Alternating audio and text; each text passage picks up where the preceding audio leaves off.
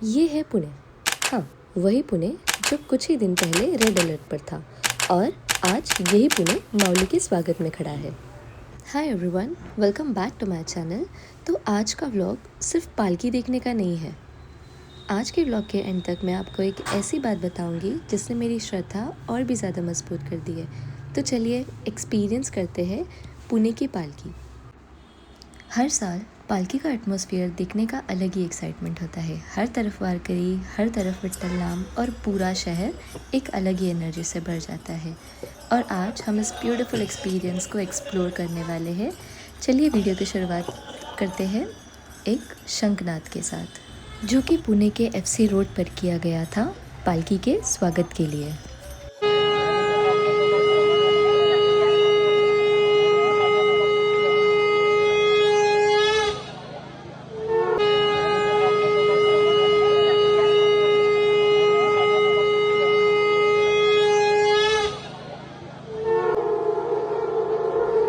माउली के आने से पहले ही पुणे बदल चुका था।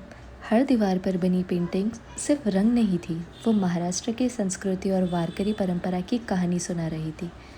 ये है संत तुकाराम और संत ज्ञानेश्वर महाराज, दो ऐसे संत जिनकी शिक्षा और भक्ति ने लाखों लोगों को एक साथ चलना सिखाया। हर साल इन्हीं की पालकियाँ देहू और आळंदी से निकलकर पंढरपुर तक पहुँचती है। माउली के स्वागत की तैयारी सिर्फ मंदिरों तक सीमित नहीं थी। पुणे की सड़कें भी जैसे भक्ति के रंग से सज गई थी। हर रंगोली में भक्ति थी, हर रंग में प्रेम था। और सबसे खूबसूरत बात ये थी कि लोग सिर्फ देख नहीं रहे थे, हर कोई अपनी तरफ से इस स्वागत का हिस्सा बन रहा था। ये सिर्फ डेकोरेशन नहीं था, ये एक एहसास था कि माउली घर आ रहे। और पता है, हर रंगोली अपने आप में ही एक कहानी सुना रही थी। लेकिन एक रंगोली ने मेरा दिल छू लिया। उस पर लिखा था, पावले चालती पंढरीची वाट। इसका सीधा सा मतलब ये है, कदम पंढरपुर की ओर बढ़ रहे हैं। लेकिन मुझे लगता है इसका मतलब सिर्फ इतना ही नहीं है। ये उन लाखों वारकरियों की कहानी है जो हर साल हर मुश्किल के बाद भी अपने विट्ठला से मिलने के लिए चल पड़ते हैं। और शायद इसी वजह से ये लाइन मुझे सबसे ज़्यादा याद रह गई। इसी भीड़ में मेरी नज़र एक आजी पर पड़ी। उनके चेहरे की मुस्कान देखकर लगा कि शायद भक्ति का असली मतलब शब्दों में नहीं, चेहरे की इस खुशी में छुपा होता है। छोटे बच्चों से लेकर बुजुर्गों तक हर कोई अपनी तरीके से इस उत्सव का हिस्सा बना हुआ था। यही तो वारी की खूबसूरती है। और फिर हम पहुंच गए उस जगह जहां संत ज्ञानेश्वर महाराज की पालकी पुणे में रुकी थी, नानापेट। यहाँ से हजारों श्रद्धालु दर्शन के लिए आते हैं।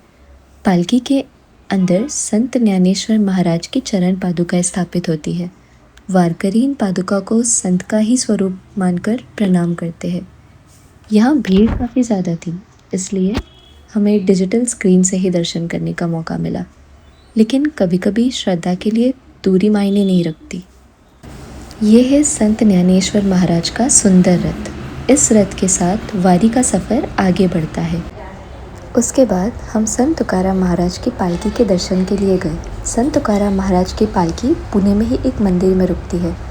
दोनों पालकियाँ अलग अलग स्थानों पर रुकती है, लेकिन दोनों का अंतिम लक्ष्य एक ही है, पंढरपुर। एक सवाल मेरे भी मन में था, पुणे में इतनी सारी जगह है, फिर माउली की पालकी हर बार भवानीपेट और नानापेट में ही क्यों रुकती है? इसका जवाब सिर्फ जगह नहीं बल्कि परंपरा है। कई पीढ़ियों से ये विट्ठल मंदिर वारकरी परंपरा का हिस्सा रहा है। यही वारकरी विश्राम करते हैं, दर्शन करते हैं और अगले दिन पंढरपुर की यात्रा फिर से शुरू करते हैं। धीरे धीरे ये सिर्फ रुकने की जगह नहीं, ये वारी की पहचान बन गई। आज भी लाखों लोग इस स्थान पर माउली के दर्शन के लिए आते हैं। शायद इसीलिए इन जगहों का महत्व सिर्फ इतिहास में नहीं, हर वारकरी के दिल में भी है। अगले दिन हम सुबह पुलगेट पहुँचे, जहाँ से माउली की पालकी अपने अगले पड़ाव की तरफ रवाना होने वाली थी। सुबह से ही माहौल भक्ति से भरा हुआ था। कहीं हरि नाम का जप चल रहा था तो कहीं वारकरी भजन में लीन थे।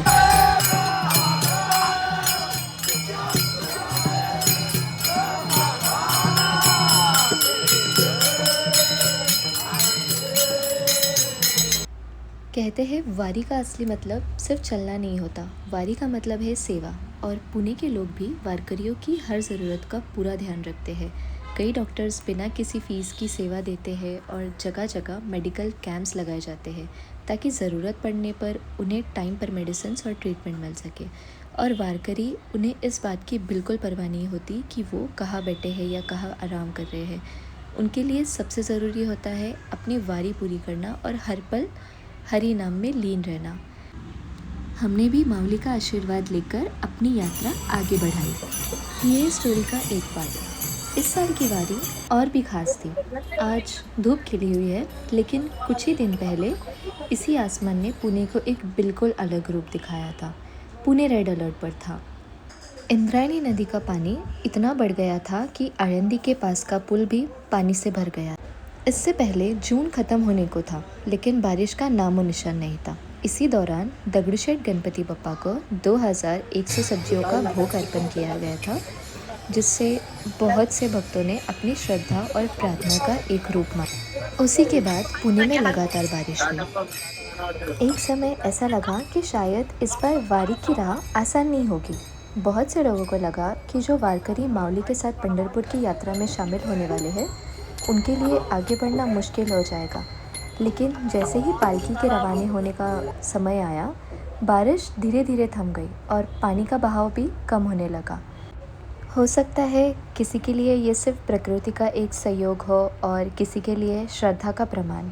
हर व्यक्ति का अपना नज़रिया हो सकता है, लेकिन एक भक्त के रूप में इस पूरे अनुभव ने मेरी श्रद्धा को और भी मजबूत कर दिया। अब बस इंतज़ार था उस पल का, जिसका हर कोई बेसब्री से इंतज़ार कर रहा था। हर गुजरते पल के साथ इंतज़ार और भी बढ़ रहा था। इसी बीच वारकरियों को देखकर एक अलग ही सुकून महसूस हो रहा था। हर कोई हरि का नाम जप करते हुए आगे बढ़ रहा था, तो कोई भजन गाते हुए मौली की भक्ति में लीन था। और फिर दूर से हमें पालकी नज़र आई। ये संत तुकाराम महाराज की पालकी थी। संत ज्ञानेश्वर महाराज की पालकी सुबह ही अपने अगले पड़ाव के लिए रवाना हो चुकी थी। जैसे जैसे पालकी पास आती गई, वैसे वैसे वहाँ का एटमॉस्फेयर और भी पॉजिटिव होता गया। जितनी देर से हम इस पल का इंतज़ार कर रहे थे, आखिर वो पल आ ही गया। जैसे जैसे रथ हमारे करीब आता गया, वैसे वैसे भक्तों की भीड़ भी बढ़ती गई। और इतनी बड़ी भीड़ के बीच में भी पुणे पुलिस और वॉलंटियर्स भी पूरी तरह से तैनात थे। रथ के आसपास मजबूत सुरक्षा की गई थी ताकि पालकी बिना किसी रुकावट के अपने रास्ते पर आगे बढ़ सके। और जब पालकी बिल्कुल हमारे सामने से गुजरी, सच कहूँ 2-3 घंटों का इंतज़ार उस एक पल के सामने बहुत छोटा लगने लगा। उस पल को कैमरे में रिकॉर्ड तो किया जा सकता है, लेकिन उस पल की भावना को सिर्फ महसूस ही किया जाता है। बहुत ही पॉजिटिव वाइब होती है, बहुत पॉजिटिव। वैसे अगर आप ये सोच रहे हैं कि ये वारी है क्या, तो ये सिर्फ एक यात्रा नहीं, बल्कि महाराष्ट्र की लगभग 800 साल पुरानी परंपरा है। संत ज्ञानेश्वर महाराज और संत तुकाराम महाराज ने अपनी पूरी ज़िंदगी भगवान विट्ठल की भक्ति और समाज को एकता का संदेश देने में समर्पित कर दी।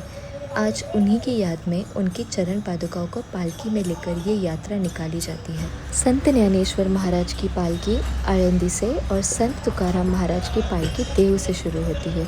दोनों पालकियाँ पंढरपुर जाती है क्योंकि वहाँ भगवान विट्ठल और रुक्मिणी का प्रसिद्ध मंदिर है। हर साल लाखों वारकरी लगभग 21 दिन तक पैदल चलकर पंढरपुर पहुँचते हैं। पुणे में एक विश्राम करने के बाद पालकी अपनी अगली यात्रा शुरू करती है। यहाँ से सासवड़, फिर जेजुरी और ऐसे कई पड़ावों से होती हुई आखिर में पंढरपुर पहुँचती है। सदियाँ बीत गई, लेकिन भक्ति, सेवा और श्रद्धा की ये परंपरा आज भी उसी आस्था के साथ आगे बढ़ रही है। शायद इसीलिए पुणे को संस्कृति और भक्ति का शहर कहा जाता है। एक तरफ सदियों पुरानी वारी की परंपरा और दूसरी तरफ दगड़ूशेठ गणपति बप्पा जैसे आस्था के केंद्र। ये दोनों मिलकर पुणे की पहचान बनाते हैं और शायद इसी वजह से यहाँ आने वाला हर व्यक्ति सिर्फ दर्शन ही नहीं करता, बल्कि अपने साथ एक अलग ही सुकून लेकर वापस जाता है। और यहाँ भक्ति सिर्फ मंदिर पहुँचने तक का नाम नहीं है। भक्ति उस सेवा में है जो पुणे के लोग वारकरियों के लिए हर साल करते आ रहे हैं। शायद इसीलिए वारी सिर्फ एक यात्रा नहीं, एक एहसास है। मावली के दर्शन के बाद हम अपनी इस यात्रा के आखिरी पड़ाव पूरे करने पहुँचे दगड़ूशेठ गणपति बप्पा के दर्शन के लिए। एक ही दिन में मावली का आशीर्वाद और बप्पा के दर्शन, इससे ज़्यादा खूबसूरत अनुभव शायद और कुछ नहीं हो सकता। आज का दिन सिर्फ एक व्लॉग नहीं था, ये पुणे की संस्कृति, वारी की परंपरा और लाखों लोगों की आस्था को करीब से महसूस करने का एक मौका था। अगर आपको कभी आषाढ़ी वारी के दौरान पुणे आने का मौका मिले तो इसे सिर्फ देखिए मत, इसे दिल से महसूस कीजिएगा। उम्मीद करती हूँ आपको मेरा ये सफ़र पसंद आया होगा। अगर वीडियो अच्छा लगा हो तो लाइक ज़रूर कीजिएगा, अपने दोस्तों और परिवार के साथ शेयर करिए और ऐसे ही और ट्रैवल और डिवोशनल वीडियोस के लिए चैनल को सब्सक्राइब करना मत भूलिए। मिलते हैं अगले ब्लॉग में, तब तक के लिए गणपति बप्पा मोरया। जय हरि विठ्ठल।